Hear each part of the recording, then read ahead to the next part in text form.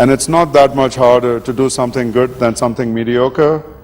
And it's not that much harder to do something mediocre than something poor. So why do any of those other things? Just go for great in the first place. So that was the basic philosophy that led me to my third company. So I started my third company, Aspect Development. And I thought that the only way I could actually attempt to do a startup that had the potential to be great was to do it where the other great companies were, and they were not in Pittsburgh. The other great companies were in Silicon Valley. So I decided that I would start Aspect Development in Silicon Valley. And having started Aspect Development, I also concluded that I couldn't commute from Pittsburgh to Silicon Valley 5 days a week. It's a very long commute, not fair to the family. And I needed to work 24/7 to get it done. I was on 6 boards of directors in Pittsburgh. In Pittsburgh, I was considered to be a very successful high-tech entrepreneur. Various people wanted me on the board. And in one fell swoop, 24 hours, I resigned from all 6 boards. My younger brother, my niece, my cousin had all moved to Pittsburgh because of the successful career I was building. And I told them, sorry guys, I have to do this and take my entrepreneurial journey to the next stage, next level. And literally in 15 days, we moved to California. We moved to Palo Alto, very near Stanford University. And you might think, well, you've built 2 companies, how difficult can it be moving across the country? You really have to start life all over again. I didn't have any connections in Silicon Valley. I didn't have any friends in Silicon Valley. We gave up, in one sense, the friends that we had made, many of them in Pittsburgh and family. But sometimes when you start your journey as an entrepreneur, it is a lonely journey. And it's very important to have that feeling of confidence in yourself, because otherwise it's too easy for obstacles to get the better of you. And in hindsight, I have to say that of all the decisions I've made in my life, the 2 best decisions, one was the move from IIT Bombay to Pittsburgh to get my degree at Carnegie Mellon, which was then the start of my entrepreneurial career. And the second was the move from Pittsburgh to Silicon Valley, because it was only in Silicon Valley that I could compete with the best of the best. So on the one hand, I had the challenge of competing with the best. On the other hand, that's where the best talent was. And no great company, whether in software or any other domain, can be built without a great group of talent in the company. And you have to find that talent. And if the talent comes to you, that's fantastic. And if it doesn't, you have to go to the talent. Because without the talent, you are not going to be building a company of any scale or any substance. In this case, the move to Silicon Valley made it easier for me to attract the talent. And it was a 10-year journey. We built a truly great company at Aspect Development. And as Laura said, the value of the company started to climb. And yet, in the midst of all that sort of success, it wasn't that easy. 1996, Aspect Development went public.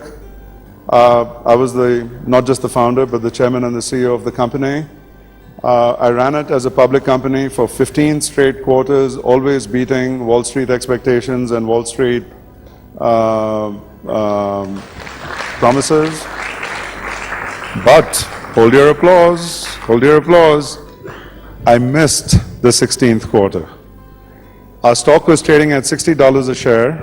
We had gone public at $20 a share. We were trading at $60 a share. It was 1999, and the internet bubble was building, so we were overvalued as a stock. And because we underperformed one quarter, just one quarter out of 16, the next day our stock went from 60 to 30, and over the next week the stock went from 30 to 6. So in a matter of 2 weeks, we had demolished 90% of the value of the company. And I had 2 choices. One was to whine and complain and blame fate and, accuse the analysts of being of overreacting. Instead, what I did, I showed up for work the next day, wearing torn jeans and a torn t-shirt. and I called the 600 employees that we had in our Silicon Valley headquarters at the time. And I told them, I said, okay guys, we messed up. I messed up. I'm the leader of the company. It's entirely my responsibility. I laid out for them a transformation plan that I felt would bring the company back and give it that same momentum it used to have.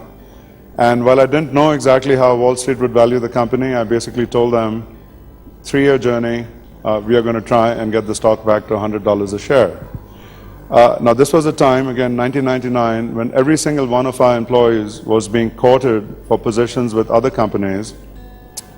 But because of their confidence in leadership and because of their confidence in the vision that we laid out for the company over the next 3 years, we didn't lose a single employee. So here's a company.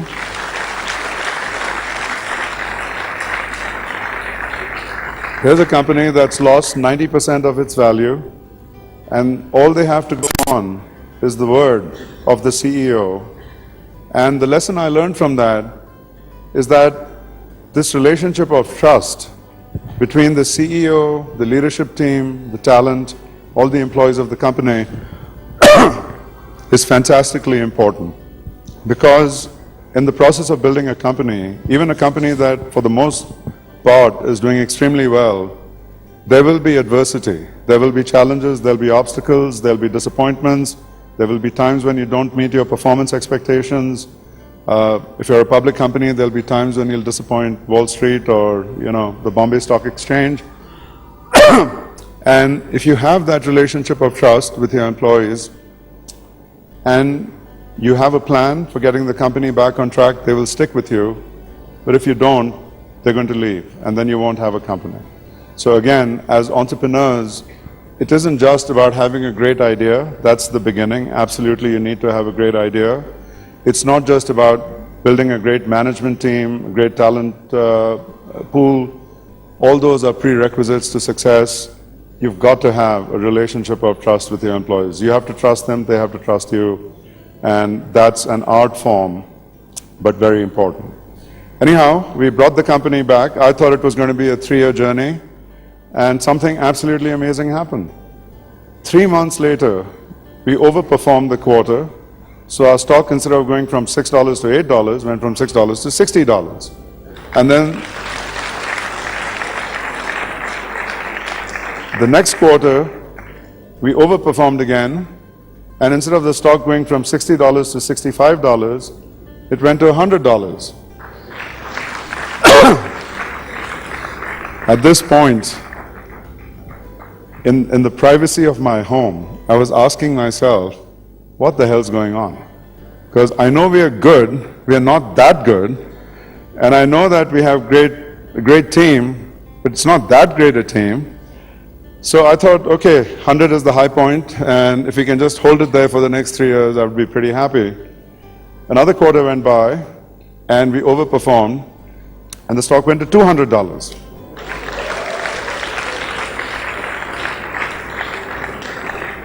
And this time, I didn't even have time to go home to think about what the hell is going on, 6, 60, 100, 200. I have no way to know what the hell Wall Street's doing. So before I could go home, I got a call in the office from I2 saying, damn it, we wanted to buy you when you were at 30, and then we looked at you, you were at 60. We wanted to buy you when you were at 60, we looked at you, you were at 100. Wanted to buy you at 100, you're at 200. They're not going to wait a second longer, and they made an offer at $240 a share.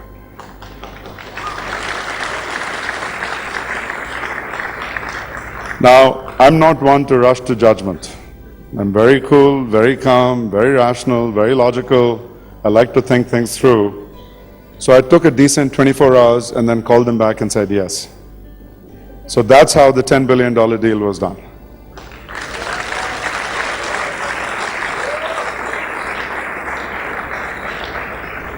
So what's the lesson to be learned? Mediocrity sucks. Go build a great company. Don't just be an entrepreneur. Be an entrepreneur with the aspiration of wanting to build a great company.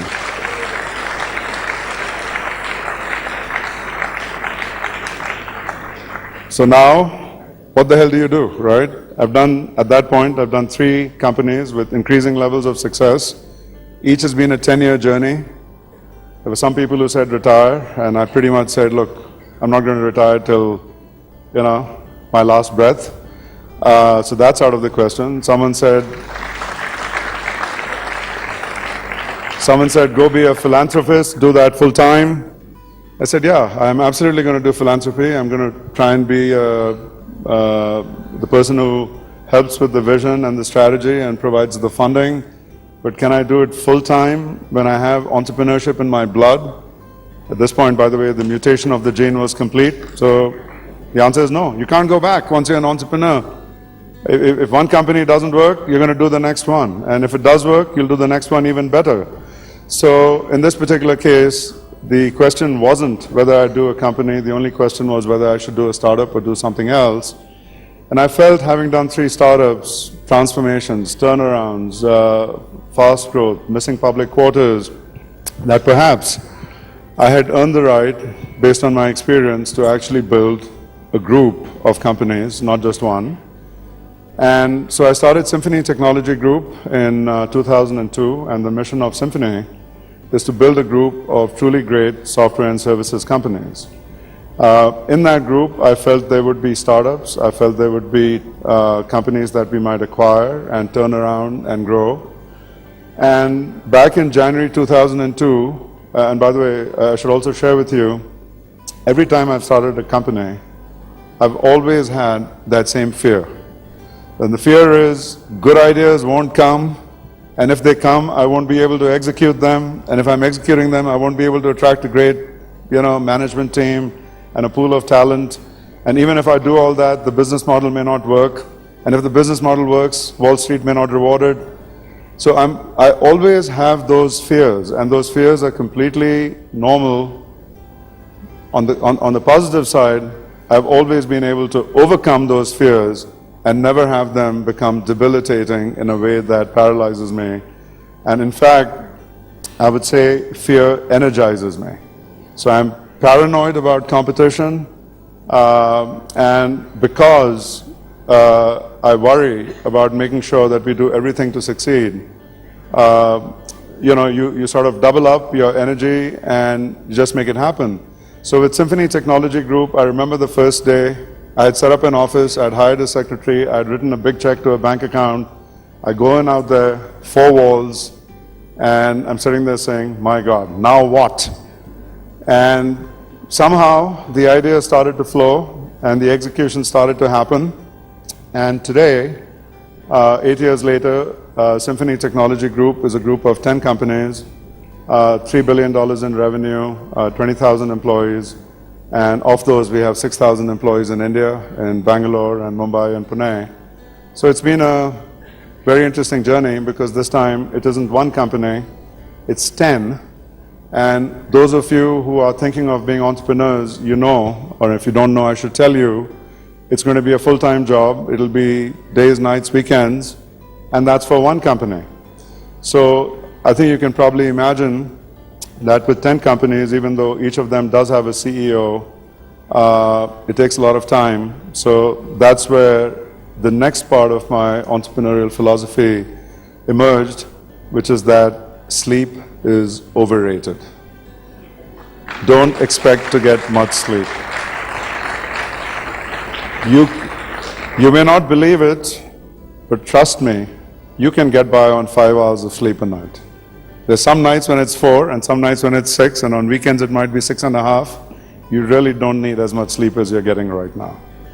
So that's been the journey, and for me the journey continues. And as I said, this is my 4th company. I'm in my 8th year. I'm loving it every day. Every day I wake up, I have a new idea, a new thing I want to do, a new dialogue I want to have, whether it's with the foundation, with Laura, or with Ajay, or whether it's with the CEO or CXO of one of our companies. And so as I was thinking about my experience, I thought it might be interesting to put together sort of a top 10 list of what an entrepreneur actually gets to do. So I'll start with number 10 and go to number 1. And the number 10 thing on my list is you get to scare your parents. Can you imagine?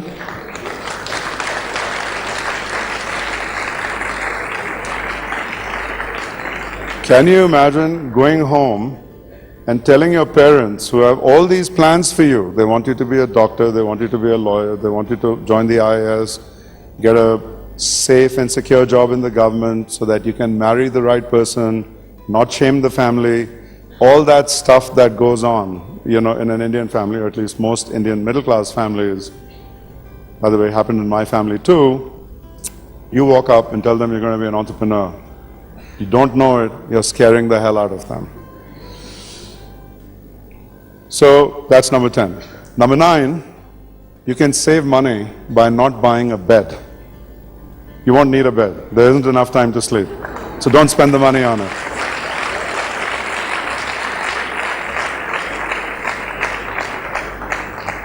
Number 8, feel the passion. Because your company is going to be built around an idea. And on day one, the products aren't there, the team's not there, the capital's not there, nothing's there except your idea. And if you don't feel the passion, no one else is going to feel it. So entrepreneurship is not something which is, you know, just rational and logical and you do a business plan and it all hangs together and it should work. The more passionate you are, the more talent you'll attract around you, the more passion you feel for your business, the more likely it is that you'll be able to attract venture capital. And so if you don't feel the passion, don't start the company because your journey is going to be really hard. So number 7, number 6, number 7. Celebrate your team. The key to building a great company is to build a great team. No person can do it alone. With all my experience, I can't do it alone. So you have to build a great team, and then you have to celebrate that team every day, because that's what it takes. Number 6, learn to beg.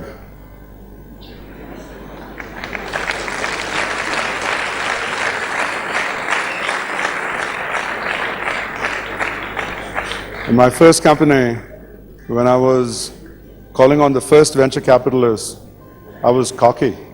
I walked in, I said, great idea, great business plan, smart guy, PhD. What's the problem? Give me my $150,000. They threw me out. By the time I was on my 125th company, I was begging. If they had asked me to crawl from the front door to the desk of that damn venture capitalist, I would have crawled. And you may have to do it. Venture capital is hard to get. And if you're a startup entrepreneur, as most of you are, the journey is going to be even harder because you don't have a track record to fall back on. Getting capital will be tough, but as I said earlier, don't give up, because if you don't, then good things are going to come your way. The next is about setting low expectations for your in-laws. The nice thing about being an entrepreneur is after you've scared your parents, imagine going to your wife's or your spouse's parents or prospective spouse's parents and you tell them you're going to be an entrepreneur. The first thing that goes through their head is, damn, there goes the dowry, right? And the next thing goes through their mind, okay, I guess our daughter will be coming home after 1 year, so may as well get used to the idea of this being a relatively short marriage. So all these things happen, and I think it's a wonderful thing if you set low expectations with your in-laws. The next on the list is learn humility, because if you don't, your customers are going to teach it to you, and if they don't, your employees are going to teach it to you.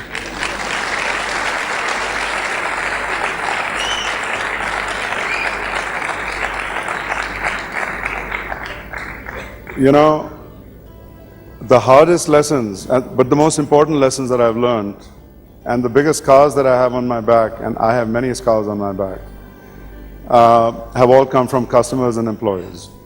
So much so that I've made it a philosophy of spending an enormous amount of my time now with customers, not preaching to them, not selling to them, but learning from them, and doing the same with employees. Just to give you an example, this week, since I had made a commitment to come to eWeek, and this was the central event for me, but I thought I'm going to be in Bangalore, I'm going to be in Bombay, let me go meet the 6,000 employees that we have across the 10 companies.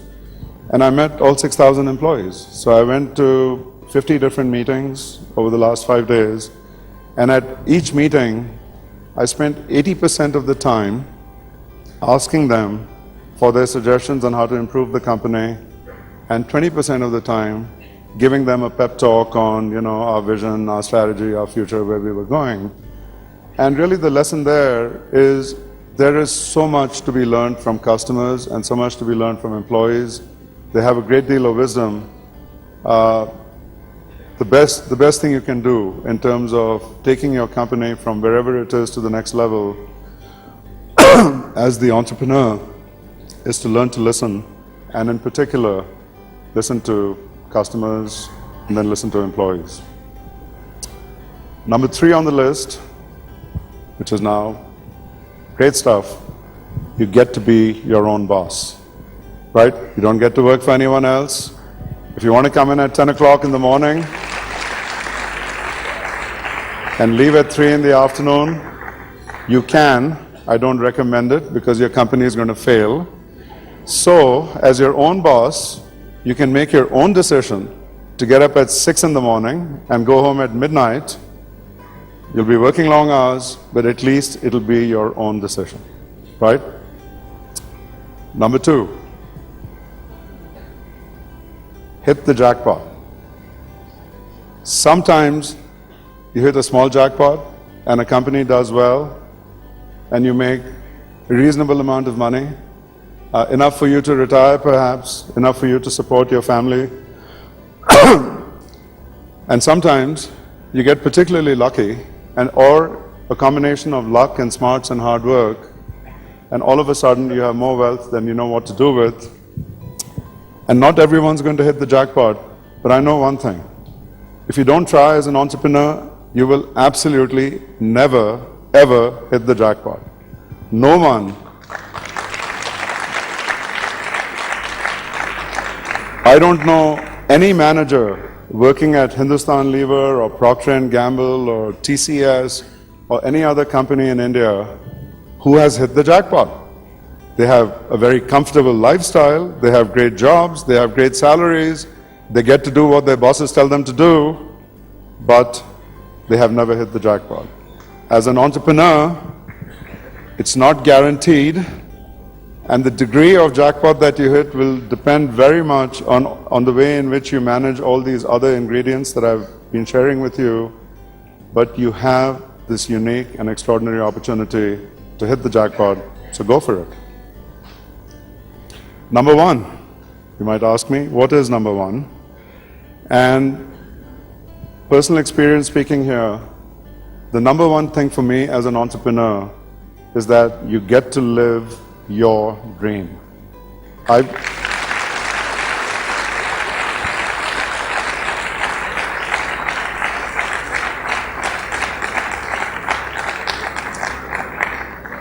So when I put all this in the context of India, keep in mind that most of my companies were built in the US, but I come to India often enough to have a feel for the opportunities here. I can't think of a single country on the face of this planet with more entrepreneurial opportunity right now than India.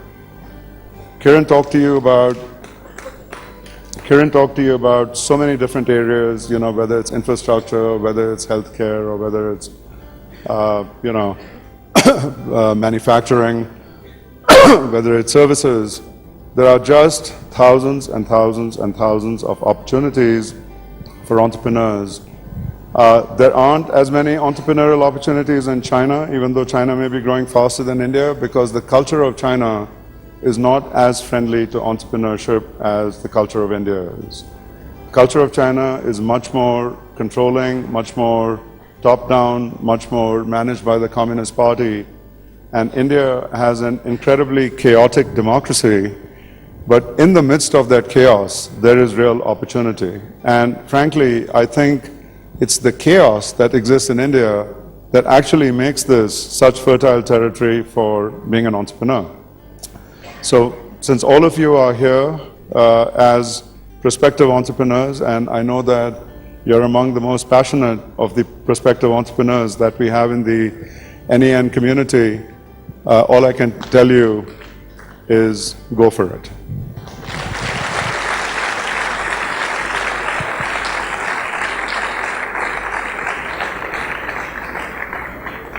So my parting words, live the dream. I have, you can, and we will. Thank you.